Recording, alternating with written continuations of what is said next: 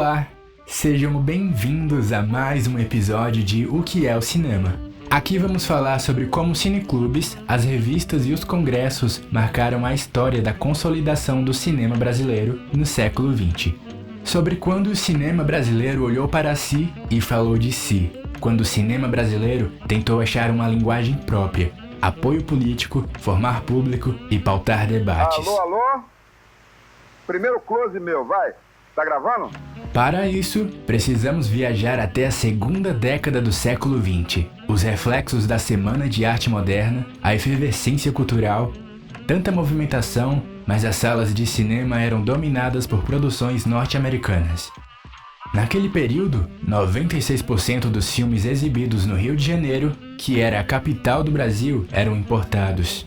Foi nesta época que foi criado o primeiro cineclube do Brasil, mais precisamente em 1928. Era o Chaplin Club. Os membros do Chaplin Club editavam também a revista O Fã. Esta revista, assim como os demais periódicos da época, como a Cena Muda, informavam o público sobre os lançamentos, especialmente os estrangeiros. Foi nesse contexto que surgiram as primeiras companhias de cinema no Brasil. Em 1930, é fundada a Cinédia. Mais tarde, em 1941, a Atlântida. E em 1949, a Vera Cruz. Naquele período foram produzidos alguns dos filmes mais populares da história do Brasil, como O Cangaceiro, realizado por Lima Barreto.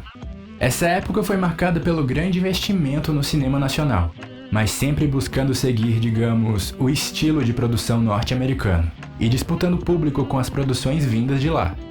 Como o investimento era alto e o retorno lento e incerto, estas produtoras foram lentamente deixando de atuar ao longo da década de 50. Chega um pouquinho pra cá. Foi dentro desta realidade que ocorreram entre 1951 e 53 os primeiros congressos de cinema no Brasil. Estes eventos desempenharam importante papel na definição dos rumos do cinema nacional, tanto no conceito do que é de fato o cinema brasileiro, como contra o monopólio estrangeiro e contra a falta de apoio estatal.